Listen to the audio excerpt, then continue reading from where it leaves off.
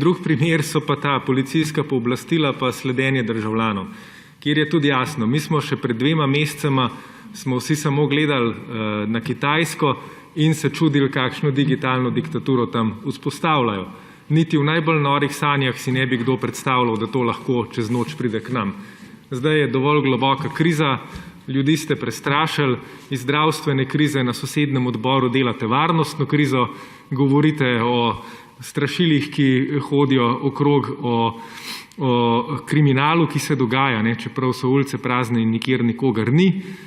In s tem zastraševanjem odpirate vrata novi vrsti represivne države, kjer boste lahko si vzeli pristojnosti, da boste spremljali, kje so ljudje po GPS napravah v telefonih. Seveda boste zdaj rekli, da to velja samo za bolnike s koronavirusom, ampak tako se začne. Nekje je treba ta vrata odpreti, zato da se stvar normalizira, da postane vsakdanja in potem jo lahko širiš.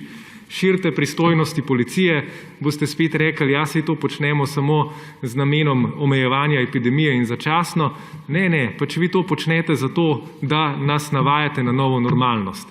In zato, gospod Polnar, jaz se opravičujem, vem, da je ura pozna, ampak danes se bomo pogovarjali o tem, jutri se bomo pogovarjali o tem in če bo treba, se bomo na Ustavnem sodišču pogovarjali o tem.